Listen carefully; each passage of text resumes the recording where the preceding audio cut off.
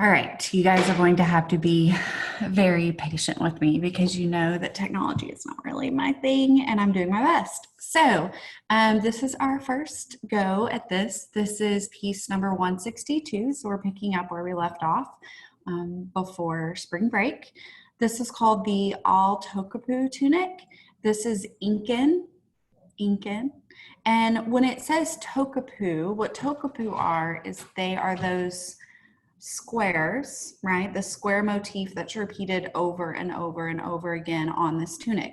So by calling it the all tokapu tunic, what that really means is it's all of the square motif designs from this region.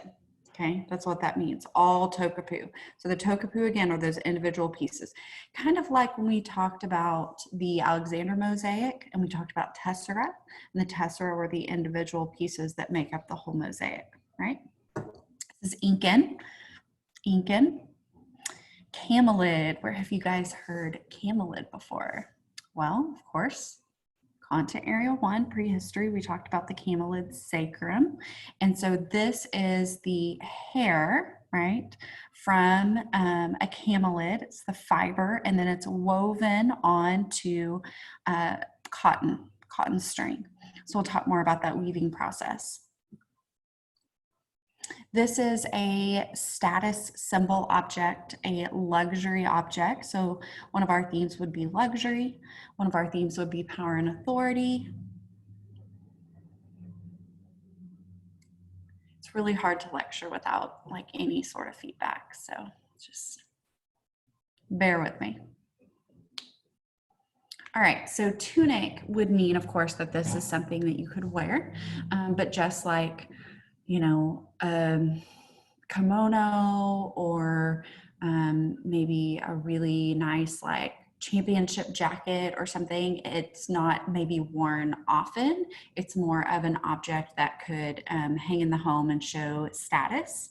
Okay, and so this is going to be that kind of object. Now, I will say, if you notice the split kind of in the middle, there's that kind of, it's, you know, the square shape and then a rectangle and it has that split in the middle.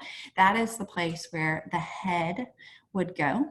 Okay, and then you can't really see it, but on the sides, the very, very top, right of the rectangle, on those sides, there are armholes. So this would be worn kind of just as one big pull over piece. Now, one of the things we talked about when we talk about Content Area 5 and Content Area 6 is objects having a life force.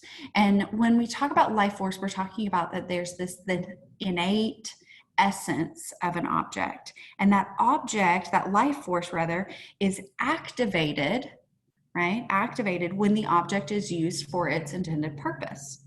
Okay. It also is going to indicate the importance, the status of the object. And so another theme for this work is going to be power and authority, right? P&A.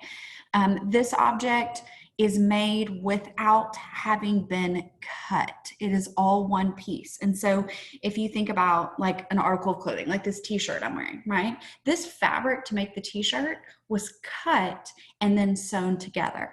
This tunic is made with the armholes, okay, the neck hole, and the opening at the bottom are woven in. So it never had to be cut. So the object is important enough that cutting this material would be detrimental to the life force of the object.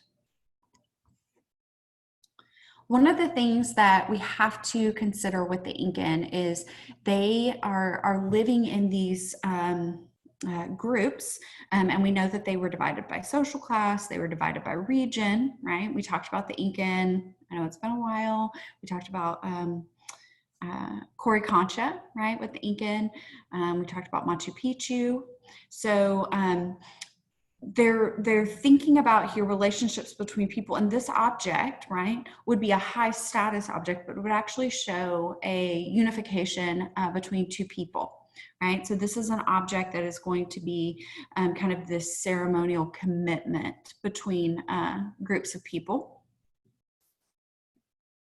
Now, we have to remember, I know it may not you know, if you think, okay, gold and silver and a woven object, you might assume that the metal is going to have the more inherent value, but that's not true. With the Incan, a woven object is worth more to them than any other material, right? And so if we think about the effort that we go into making this, if we think about the intentionality, the time, right, the handwork, this is a work of art that was made collectively. So it was made by more than one person, likely all women. Okay, that's pretty much how their gender roles worked. Remember, usually women weave, men carve. Okay, so it's going to be kind of our typical gender roles there. Here is a backstrap loom. Now, a backstrap loom is exactly what it sounds like. You would actually tie this top part of the loom to a tree or a post, and then the loom would come towards the weaver, which would be a woman. She's going to kind of sit or rest her body on the other side of that loom. And so what she's doing is she's providing tension there, and then she's able to weave back and forth. So you guys do need to know the parts of weaving if you don't already. I know that some of you do. So the parts that are the longitude, right? The parts that go from the top to the bottom towards from the post to the weaver. That's what we call, okay, the warp. Warp here is going to be cotton. This is a cotton warp. Then the parts that are going to go latitude, right, sideways, that's going to be called the weft. And you can remember that because it sounds kind of a little bit like you're saying left, right? Weft is left. So this back and forth pattern. And so if we consider these individual tokapu, right, remember the tokapu is going to be just that square, okay? They are woven, okay, to each indicate a different or stand for a different thing. So each of these tokapu patterns is going to mean something, right? And as the woman would weave this, she's going to be weaving all of this with the intention of representing different people groups, right? So this would be made on a backstrap loom. Already talked about I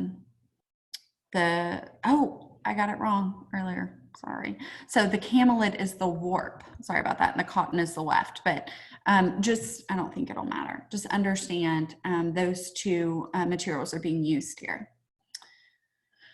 All right, I talked to you guys about it being a collective work of art. And so one of the things to consider with a collective work of art is not only the intention and all of the effort and woman hours that go into making this, but also the fact that you are building up community while this is being done. And so you could think about it similar to like old-timey quilting bee, where people would get together and they'd all work on the same blanket, the same quilt, but they're doing their own little parts of it.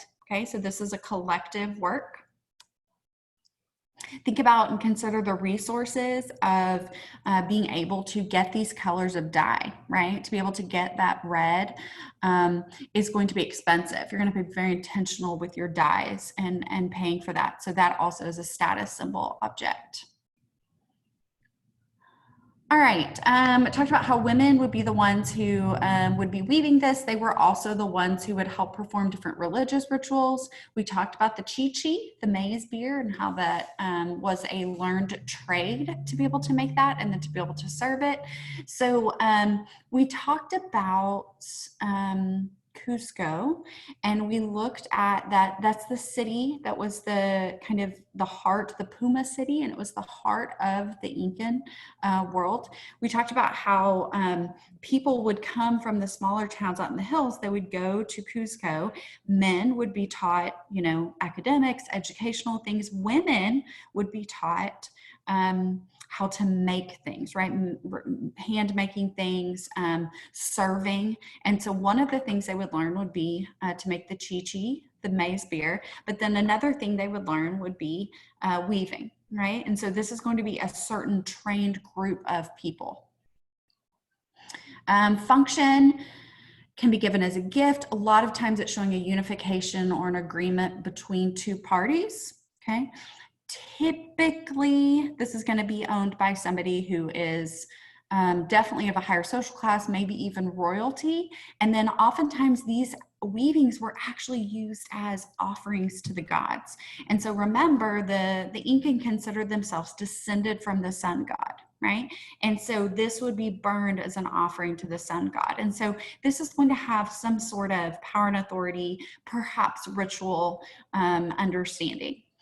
This is really, really finely woven. Okay, so we're talking 100 threads per centimeter, which means it's going to be really, really tight. This is not a loose weave like a sweater might be, right? This is a really tight, dense weave, but because the threads that are being used are so small, okay, it's still relatively thin. We talked about the life force of an object, and so the fact that this would have to be made with the holes already accounted for. So let's say you're knitting a sweater, right? You have to knit that sweater already knowing where the neck hole and the armholes are going to be, because if you knit the whole sweater, it's just a big piece of fabric, and then you try to cut it and sew it together, it's just going to unravel, right? So this is made with that intention of being a complete object from the beginning without being cut. And again, it's not that cutting it would just damage the fabric. I mean, it would, but to them, you're actually damaging the life force or the spirit, the essence of that object. Iconography. Remember, iconography is the language of images. Right, the language of images. So this work, this tunic could actually only be worn by somebody who is high up in society. And the way we know this is because each of these tokapu, each of these squares represents a different people group. The people groups or families that are represented here, right, for the owner of this, right, to be able to have the right to wear this shows that he has an allegiance from and even a relationship with all these different people groups. So the more tokapu that are on the tunic, the more of an understanding of the, I guess, spread of that leader or that ruler's influence, how many agreements he's in with people. Now, the black and white checkerboard that you see there in the top middle relates to the military. So when you see that black and white checkerboard, that's military. All right.